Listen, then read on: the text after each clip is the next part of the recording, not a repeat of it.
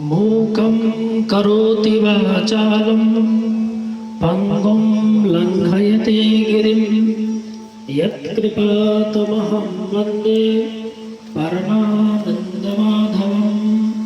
गणनाथ सरस्वती रवि बृहस्पति पंचैतान् संस्मरे नित्यं वेदवाणीं प्रवर्तयेत्। सर्वमङ्गलमाङ्गल्ये शिवे सर्वार्थसाधिके शरण्ये त्र्यम्बके गौरी नारायणि नमोऽस्तुते। जयन्ती मङ्गलाकाली भद्रकाली कपालिनी दुर्गा क्षमा शिवा धात्री स्वाहा स्वधा नमोऽस्तुते। मनोजवं मारुततुल्यवेगं जितेन्द्रियं बुद्धिमतां वरिष्ठं वातात्मजं वानरयूथमुख्यं श्रीरामदूतं शरणं प्रपद्ये।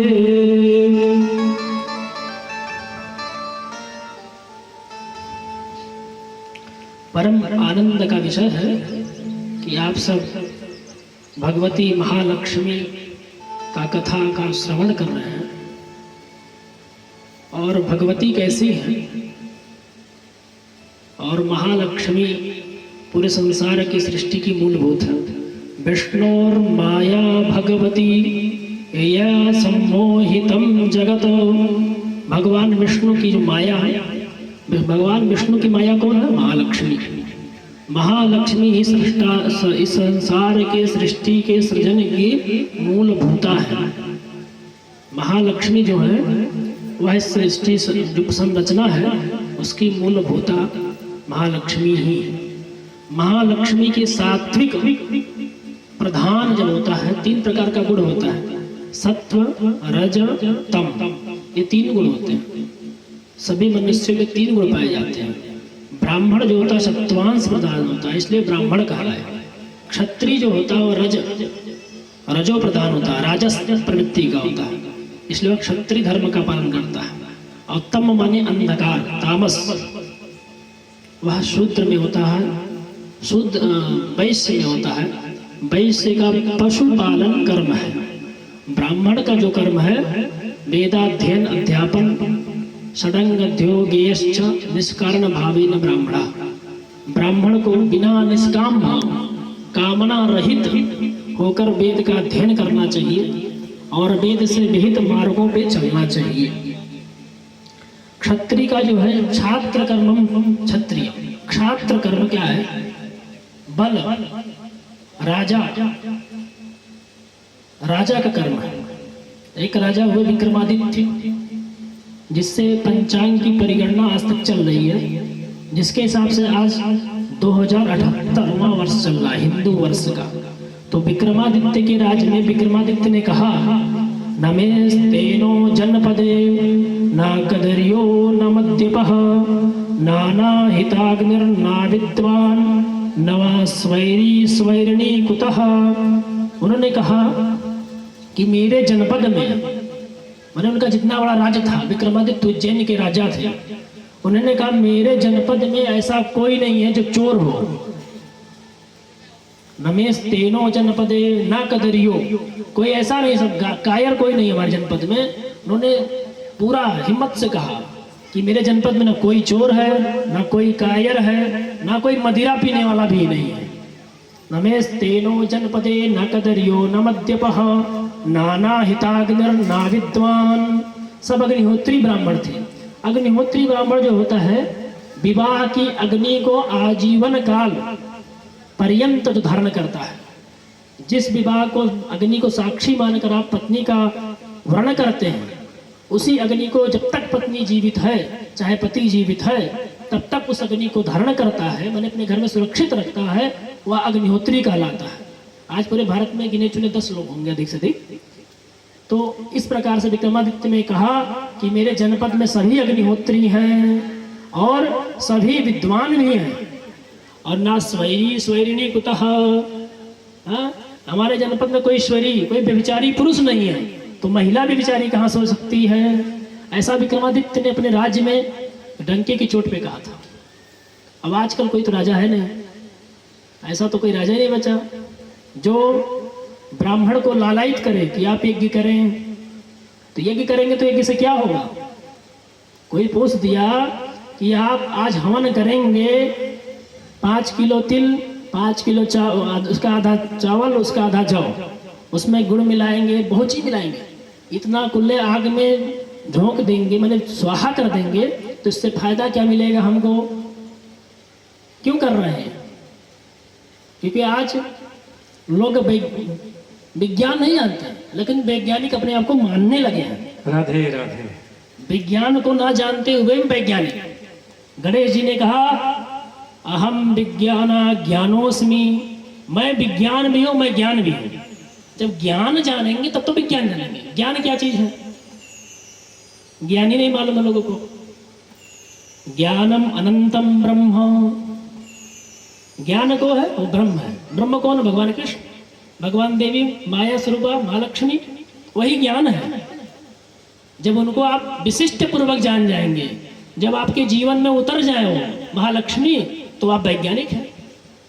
यदि महालक्ष्मी नहीं उतरी तो आप विज्ञान जानते ही नहीं। फिर इस प्रकार से लोग वैज्ञानिक भी हैं। तो विज्ञान दृष्टि, वैज्ञानिक दृष्टिया, मैंने वैज्ञानिक की भी दृष्टि अपनी कहे कि अभी कोई सर्च हुआ है बीच में, उन्होंने कहा कि तिल को जहां पे एक बार हवन किया जाता है 1000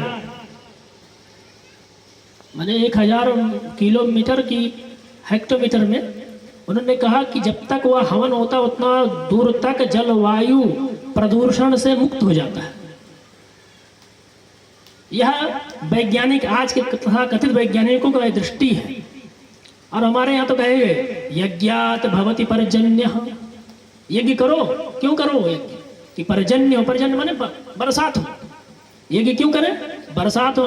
कहे बरसात होगा तो बाढ़ आएगा, बह जाएगा। कहे नहीं, सुवृष्टम सुवृष्टिश्चेत, सुवृष्टि हो, सुवृष्टि तो होती है, कहीं होगी इतना हो जाएगा बह जाएगा, कहीं होगी कि सूखा पड़ गया। सुवृष्टि माने जितना इस धरती को आवश्यक हो उतनी ही वर्षा हो। जब अच्छी वर्षा होगी तो अच्छा क्या होगा? फसल होगा। जब बरसात ही नहीं होगी तो फसल का नहीं होगा। तो सूखा क्यों पड़ रहा है? यज्ञाभाव, यज्ञ का अभाव हो रहा है आज। और इस ग्रंथ, इस संसार में सबसे प्रथम मनु शतरूपा है। भगवान ब्रह्मा के ये अंश हैं, उनके द्वारा सृष्टि चली है। तो उन्होंने मनु स्मृति लिखा, जिसे आजकल तथाकथित मनुवाद के नाम से जानने लगे हैं। लेकिन तो मनुवाद क्या? मनु को जानते ही नहीं तो मनुवाद क्या जानेंगे वो? तो मनुस्मृति में 12 अध्याय है, उसमें लास्ट में कहा गया है कि जब तक अत्यधिक, जिस राज्य में अत्यधिक परीक्षण किए जाएंगे, जिस राज्य में अत्यधिक परीक्षण, परमाणु बम, नया नया रोज आजकल परीक्षण चल रहे हैं, यह क्या है? महामारी के कारक है। यह क्या है? यह महामारी क्यों अग्रसर करेंगे आपको? इस सोच रहे हैं कि मेरे देश सुरक्षित हो जाएगा। सुरक्षित तो आप कर रहे हैं आज कि हम अमेरिका से, किस चाइना से आगे हो जाए, लेकिन तो उसका प्रभाव क्या होगा? हर साल आपको नए नए रोग देखने को मिलेंगे। अभी कुछ दिन डेंगू था, कुछ दिन पहले चिकनगुनिया था, आज कोरोना है। अब 2 साल बाद फिर कोई रोग आ जाएगा। ये कभी नहीं खत्म होगा। जब तक अत्यधिक परीक्षण नहीं करना चाहिए। अत्यधिक पृथ्वी से आप खेलेंगे तो पृथ्वी स्वयं खेलेगी। जब पृथ्वी खेलेगी तो आप रोएंगे। इसलिए आपको अब क्या करेंगे? राजा जैसा करेगा वैसे ही तो प्रजा रहेगी। राजा को इस विषय में चिंतन करना चाहिए कि महामारी से बचा कैसे जाए। तो महामारी कौन है? महामारी बीमारी भगवती महालक्ष्मी, महालक्ष्मी महामारी स्वरूपा भगवती महामारी की स्वरूप हो जाती हैं। प्रलय काल में जब विनाश करना होता महाकाली को, तो महामारी स्वरूप प्रकटती हैं और संसार को प्रलय स्थित कर देती हैं। इसलिए महामारी स्वरूप हो जाती है। महाकाली, महालक्ष्मी, महामारी तथा महाकाली, महालक्ष्मी, महामारी हो जाती है। इस प्रकार से यह चलता है। फिर देवी भागवत, हम सब तो मूलभूत यही थे। देवी भागवत कथा चल रहा, देवी चरित्र चल रहा है। तो देवी का अर्थ यही होता है, देवी आपकी कोई भी माता होती है हम सबकी, तो उसके आगे देवी तो लगाते ही हम, चाहे पांडव चाहे शुक्ला कोई भी हो, लेकिन उसके पीछे हम देवी लगाते हैं, श्रीमती कोई भी देवी, ये हो गया। तो देवी क्यों लगाते हैं, देवी क्यों लगाते हैं, इस पर सही चिंतन करना चाहिए आप सबको। सभी लोग देवी लगाते हैं, ऐसा कोई नहीं है जो देवी न लगाता हो। पांडे लोग भी अपने माँ का बोलेंगे कि ये देवी, तो देवी क्यों लगाते हैं, देवी इसलिए लगाते हैं कि देवयति जनयति, जो सृष्टि को जनन करती है, मातृत्व शक्ति इसके अंदर है, जो माता बन चुकी हो, हाँ, उसको धारण करने वाली होती हो, यही देवी है, इसलिए देवी नाम पड़ा उनका। और श्री और मति, कभी लक्ष्मी जी है कि श्री और मति लगता है नहीं है, सरस्वती का कि श्रीमती नहीं लगता है।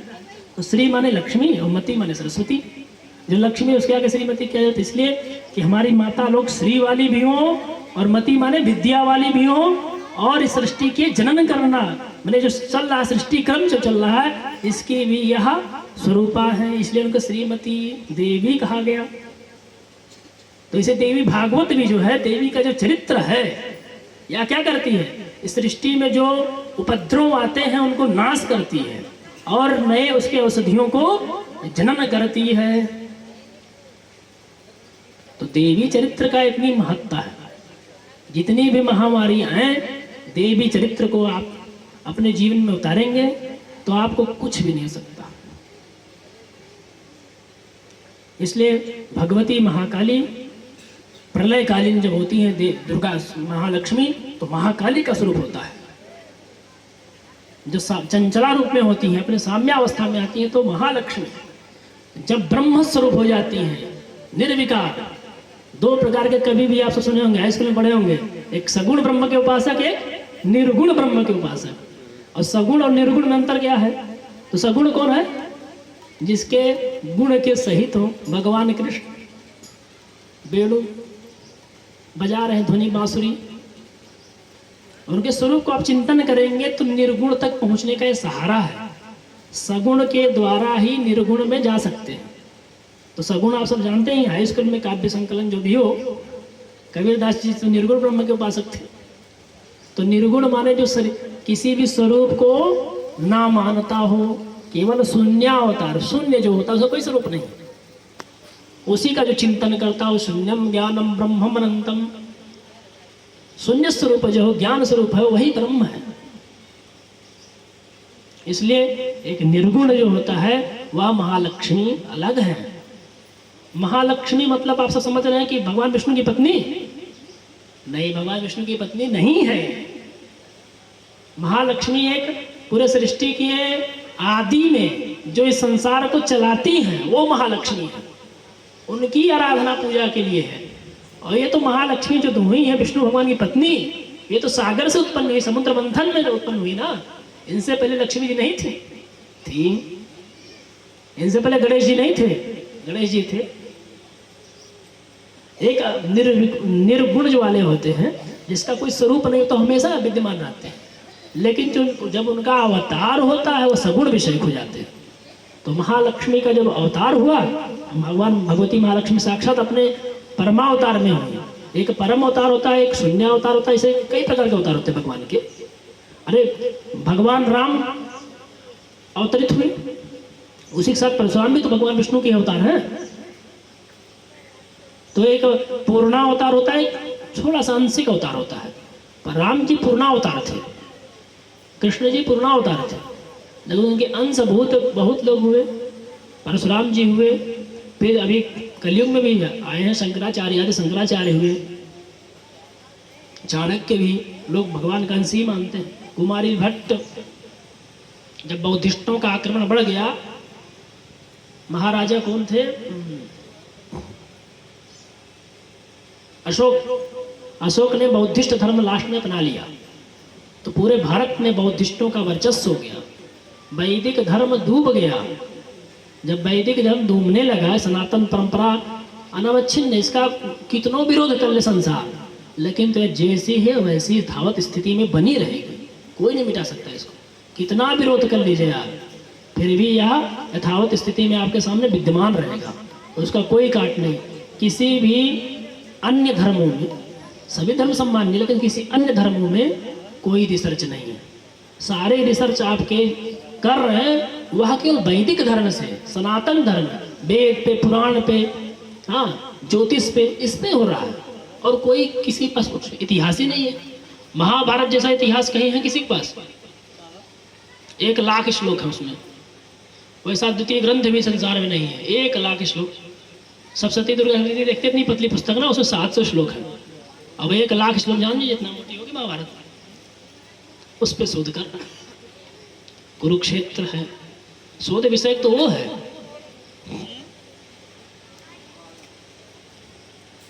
इत्यादि इसी प्रकार से आप सभी लोग मिलके भगवती का आराधना, पूजन, ये 4 दिन तो विशेष उनका दिन है। महानिशा, रात्रि है, महाकाल, महारात्रि, कालरात्रि, तो ये महानिशा है। महालक्ष्मी जो है, दीपावली दिन महानिशा होता है। महानिशा माने रात्रि काल में महाकाली का आवाहन किया जाता है, उनका पूजन पाठ का विशेष महत्ता है। इसीलिए इस दिवाली की रात्रि को महानिशा कहा गया है। ये 4 दिन तो उनका विशेष त्योहार है। निरंतर अपने जीवन में देवी की चरित्रों का बराबर स्मरण करना चाहिए। यह 4 दिन सुन लेने से आप कहते हैं हमको सब कुछ प्राप्ति हो जाए और जीवन में कभी भगवान का नाम ही ना ले, तो ऐसा तो कभी नहीं होगा। भगवान भी समझदार होते हैं, आप जितना मांगे उतना ही देंगे, उसे देते नहीं करेंगे। इसलिए सकाम और निष्काम भाव का दो विशेष वर्णन है। सकाम संकल्प, कोई भी एक ज्ञान सकाम भाव से करेंगे, जितना संकल्प लेंगे उतना ही मिलेगा। जितनी आपकी आवश्यकता है, जैसे उदाहरण मानने जाते हैं कि हमको 5,000 चाहिए तो 5,000 मिलेगा, और कभी कदार चल जाए कि भिक्षाम देहि, हो सकता 5 लाख भी मिल जाए। इस प्रकार से कभी कदार बहुत मिल जाता है। इसलिए तो भगवती कभी कम नहीं देती किसी को। इसलिए उनका निष्काम भाव से, आप आज से लेकर नादी परंपरा से उनके निष्काम भाव से सेवा करनी चाहिए। इस प्रकार से बहुत सारे नाना प्रकार के वर्णन है। औषधियों की भी देवी भगवती ही। किसी भी औषधि को आपको चाहिए, सर्वा बाधा विनिर्मुक्तो धन धान्य सुतान्वितः, सर्वा बाधा विनिर्मुक्तः। जितना भी बाधाएं होती हैं, कई प्रकार की बाधाएं, जितना बाधा आप सोच सकते हैं उससे भी कई अधिक बाधाएं हैं, जिसको आप सोचे भी नहीं होंगे। सर्वा बाधा विनिर्मुक्तः, सभी बाधाओं से विनिर्मुक्त कर देती हैं। मुक्त नहीं करती, विनिर्मुक्त है। मुक्त माने आपको वहां से हटा देंगी, विनिर्मुक्त माने जीवन में कभी दोबारा वह कष्ट ना आए। मुक्त मतलब जैसे डॉक्टर के पास गए, बुखार हुआ, दवाई दी तो कुछ दिन के लिए ठीक हो गया, लेकिन फिर शरद ऋतु आई, बसंत से शरदों वैद्य से जननी। बसंत ऋतु और शरद ऋतु डॉक्टरों की माँ कहा गई है। क्यों कही गई है? सबसे ज़्यादा रोगी बसंत और शरद में होते हैं।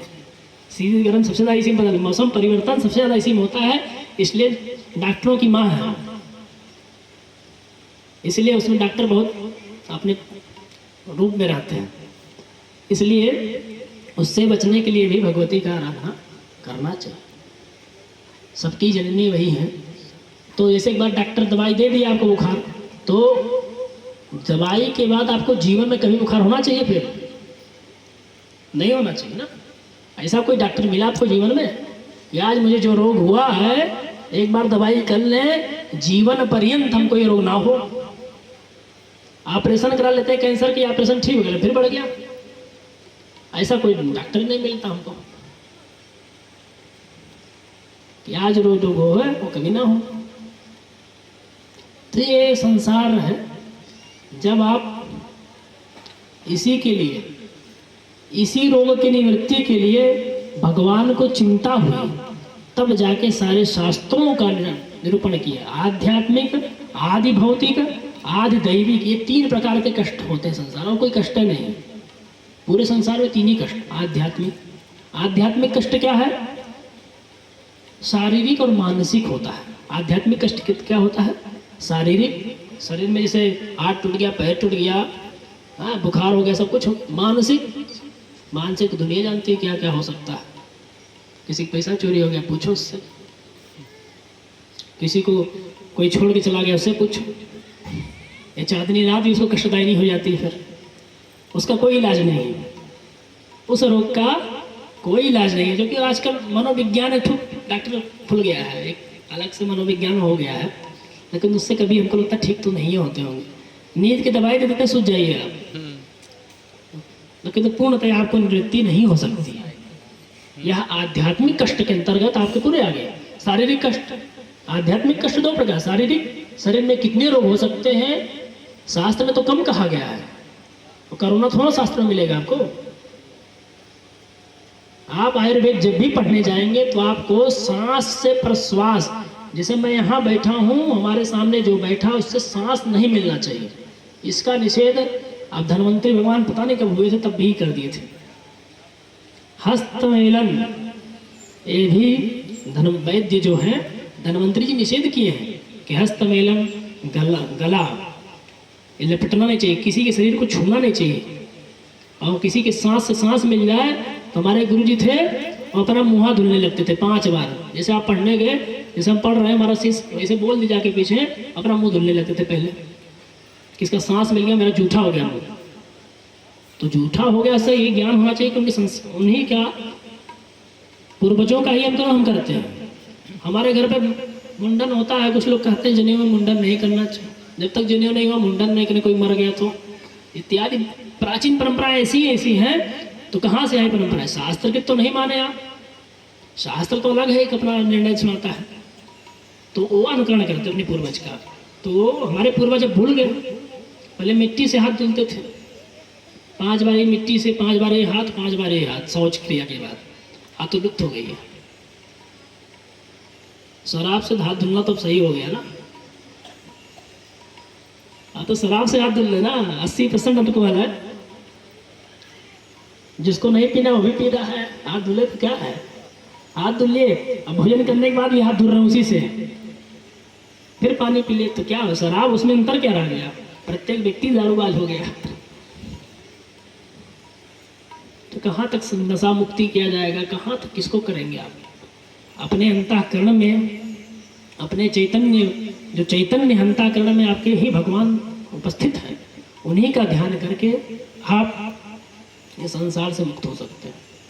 यही एक उपाय है, इससे अतिरिक्त तो कोई उपाय नहीं। अल्पश्च कालो बहुविघ्नता च, अल्पकाल 100 साल की छोटी सी आयु है। सतयुग में तो 1 लाख वर्ष जीते थे, अपने हाथ से 21 हाथ की लंबाई होती थी पुरुष की। सतयुग में अपने हाथ से 21 हाथ लंबा व्यक्ति होता था। त्रेता आया तो उसका 1 शून्य खत्म, 10,000 आयु, अपने हाथ से 14 हाथ हुए, धीरे धीरे पाप हावी गया ना।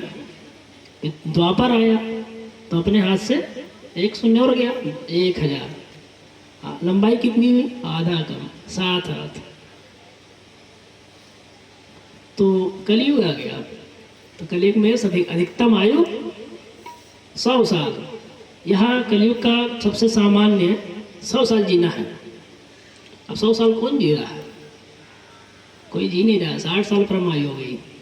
जब कलयुग अपने चरमा अवयव पे जाएगा, ऐसा वर्णन है पुराणों में, कलयुग जब अपने चरम माने अंतिम अवस्था में आएगा तो तुलसी के पेड़ पे भी आपको सीढ़ी लगा के चढ़ना पड़ेगा।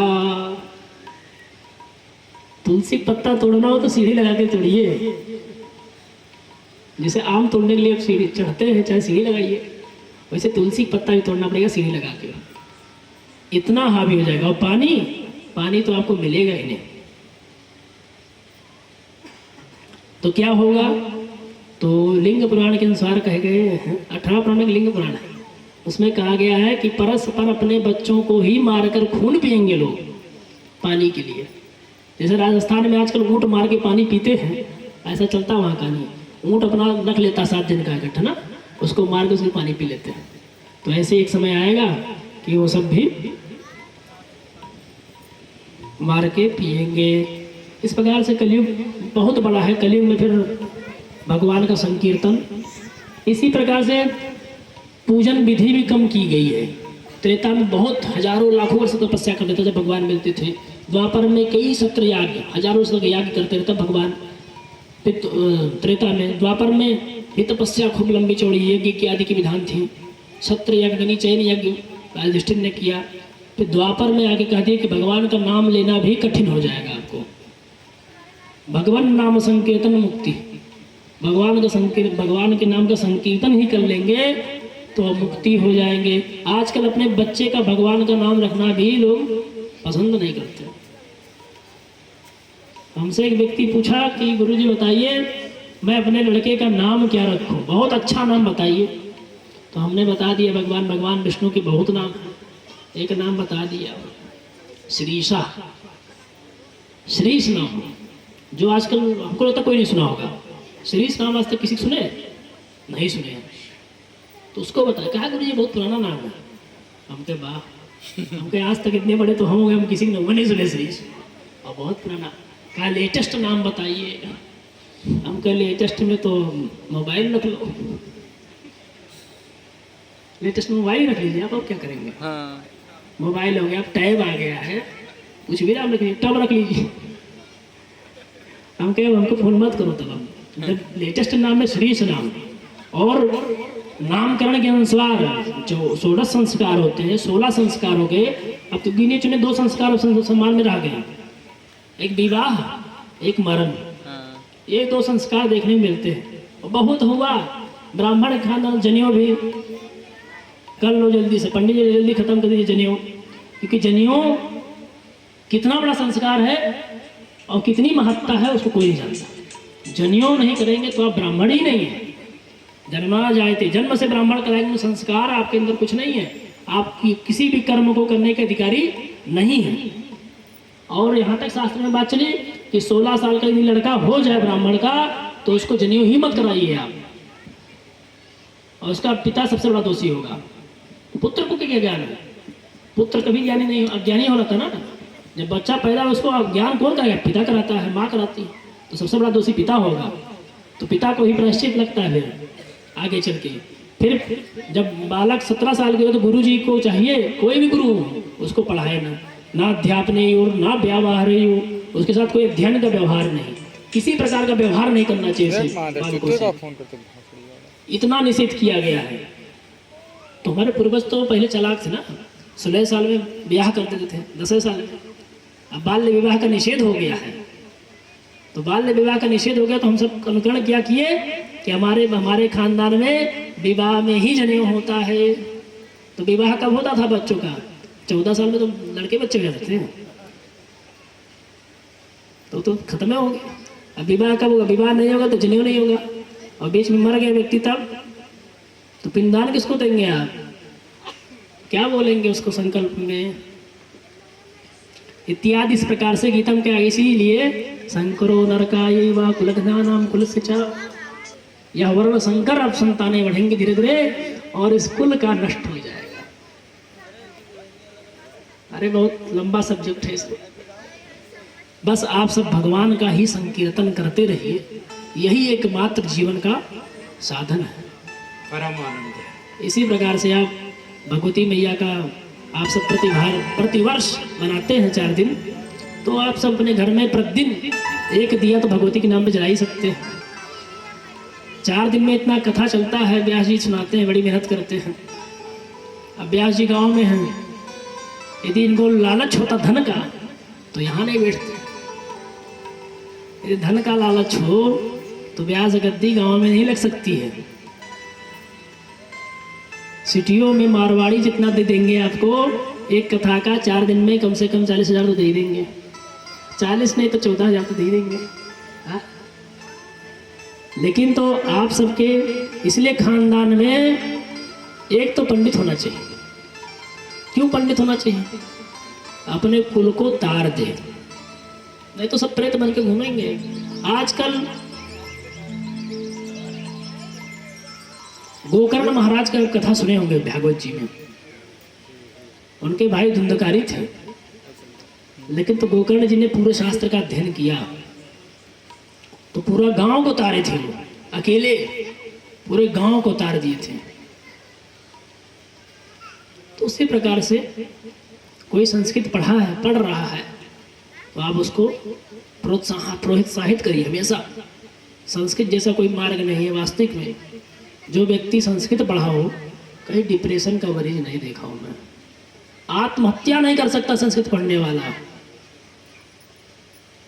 संस्कृत वाला कभी आतंकवादी भी नहीं देखा गया। संस्कृत जैसा संस्कृत क्या है? भारतस्य प्रतिष्ठे द्वे संस्कृति संस्कारश्च। भारत की तो यही प्रतिष्ठा है। कोई सोचे कि मैं इंजीनियर हूं, वो प्रतिष्ठा भारत की नहीं है। शास्त्रों में क्या? भारत से प्रतिष्ठित द्वे संस्कृति संस्कारश्च। संस्कृति रहेगी और संस्कार रहेगा। अब दोनों ही नष्ट हो के अभिप्राय हो गए हैं क्योंकि विदेशी लोग बना रहे हैं। तो ठीक है, यदि संस्कृत नहीं पढ़ाएंगे आने वाले समय में, कुछ दिन के बाद संस्कृत एक अनिवार्य सब्जेक्ट होगा और विदेशी लोग आकर आपको कोचिंग के माध्यम से संस्कृत पढ़ाएंगे। जिस भारत में फ्री की शिक्षा संस्कृत है, उसको कोचिंग के माध्यम से जब पढ़ाया जाएगा तो अपने बच्चे को 1 घंटे का 1000 रुपया 10,000 रुपया देंगे। तब आपकी आँख खुलेगी कि हमारे ऋषि गण कितने बुद्धिमान थे, कितना हमको सतर्क किए, लेकिन तो हम सुधरे नहीं। क्यों सुधरेंगे? मनुष्य का स्वभाव ही सुधरना नहीं लिखा है। इस प्रकार से कलयुग में युग धर्म का प्रधान मानते हुए नाना प्रकार की मति तो सबसे ज्यादा भ्रष्ट होती है। तो इसलिए कुछ भी ना जानते हुए एक केवल भगवान नाम संकीर्तन का ही सहारा करिए। एक साधे सब सदे, एक ही को साधिए, लेकिन ऐसा साधिए कि लास्ट तक आपको संदेह ना बना रहे कि हमको इसमें कुछ नहीं प्राप्त हुआ। जब संदेह जब तक रहेगा तब तक आपको कुछ नहीं मिलेगा। जिस दिन आपके मन के संदेह निवृत्त हो गया, उस दिन आपको सब कुछ प्राप्ति हो जाएगा। जब तक संदेह कि भगवती यदि हमको परीक्षा पास करा दें तो मैं 1 किलो लड्डू चढ़ाऊंगा, तुम्हारे 1 किलो लड्डू के लिए भगवती मर रही है, ऐसा नहीं होता है। भगवती से कहिए आप, भगवती मेरी जो मनोकामना है वो आप पूरा करिए। यदि मेरे कर्म में कोई त्रुटि हो तो मुझे उसके ज्ञान कराइए कि मैं क्या कर्म नहीं कर पा रहा हूं कि उस प्रतियोगी परीक्षा में पास नहीं कर पा रहा हूं। अब भगवती को सौंप दिए सब कुछ। 1000 रुपया की मिठाई के लिए भगवती आपको 1 लाख की नौकरी दिलाए, 1000 रुपये की मिठाई है। अरे 1 किलो कितने मिलेगा? 1000 रुपये बहुत ज्यादा, देसी घी का लेंगे तो 1000। तो इस प्रकार से ऐसा कभी मत करिए, इससे भी धर्म का हानि होता है। आपसे धर्म बढ़ता है, धर्म का हानि होता है। अन्य समाज के लोग इसको अनुकरण करते हैं तो आपका निंदा करते हैं। ऐसा नहीं। मन में संकल्प विकल्प भाव मन का है, बाहरी दिखावा का भाव नहीं है। संकल्प और विकल्प मन का वृत्ति है। मन में संकल्प क्या आता है, मन में विकल्प क्या आता है, बाहर दिखावा का चीज ये नहीं है। किसको बाहर दिखाना है, किसको नहीं दिखाना है, इसका भी चिंतन करना चाहिए। क्योंकि आप आजकल शिक्षित बहुत ज़्यादा लोग हो गए हैं, ज्ञानवान नहीं होते हैं, शिक्षित अधिक होते हैं। क्योंकि साक्षर, हमारा देश साक्षर बनना है ना, अक्षर लिखना आना चाहिए, साइन करना सबको आना चाहिए ना, ज्ञान नहीं आना चाहिए। ज्ञान आ गया तो दिक्कत हो जाएगा। इसी प्रकार से हम सब, आप सब 4 दिन बड़ी आनंद से सुने। विदाई का उत्सव है।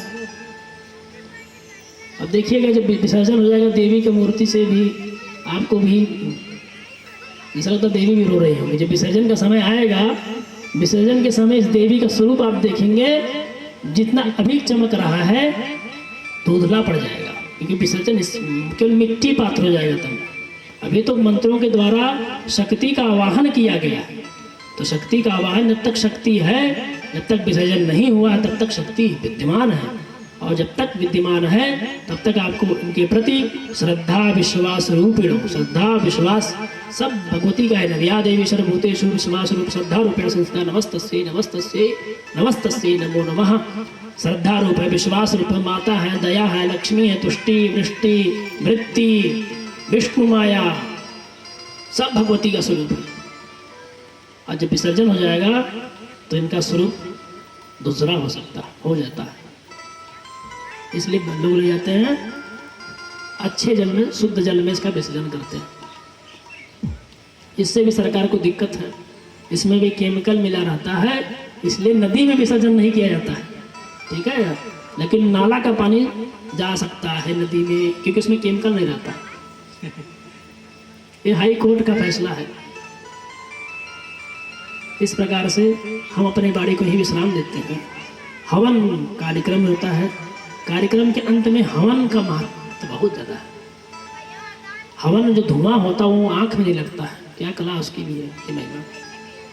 जब हवन शुरू हो जाएगा तो इसके आँख में जल्दी धुआं नहीं लगता है, और जहाँ तक धुआं जाएगा वहाँ तक जान लीजिए कि कम से कम एक महीना तक तो वातावरण शुद्ध रहेगा। उसके बाद तो देखा जाएगा। उसकी राख को भी रखना चाहिए, इसके राख की भी बड़ी महत्ता है। बाबा बोले तो उसको पूरे शरीर में लपेट लेते थे। शमशान में बाबा बोले तो लौट जाते थे। चिता भस्म आले पस्त्र के निकलो पड़ेगा। भगवान चिता भस्म पर लेट जाते थे। अब आजकल चिता में जलते हुए देख लेंगे तो आपको वैराग्य हो जाएगा। चिता भस्म तो छूते नहीं, प्रेत पकड़ लेगा। बताइए कितना शुद्ध है। आज भी विश्वनाथ जी को चिता का भस्म ही लगता है। तो हवन की महिमा भी उसके भस्म की उतनी ही है, अत्यधिक प्रिय है भगवान को हवन का भस्म भी। उसका इतनी मंत्रों द्वारा आहुति होती है, उस भस्म का पान भी कर लेना चाहिए, खा लेना चाहिए थोड़ा सा, दिक्कत नहीं, उससे कोई दिक्कत नहीं। हमसे तो बहुत खाए हैं, हम सबको तो आदत है, उससे कोई दिक्कत तो कभी नहीं हुआ अभी तक। इसी प्रकार से हम अपने बाड़ी को यहीं पे विराम देते हैं। विराम मतलब होता है कि अब हमेशा के लिए नहीं है, इस समय के लिए विराम। विराम तो एक ही बार होगा, जब भगवान बुलाएंगे तभी विराम हो सकता है।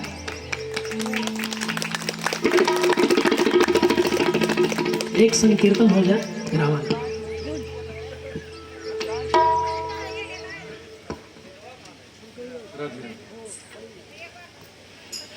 अब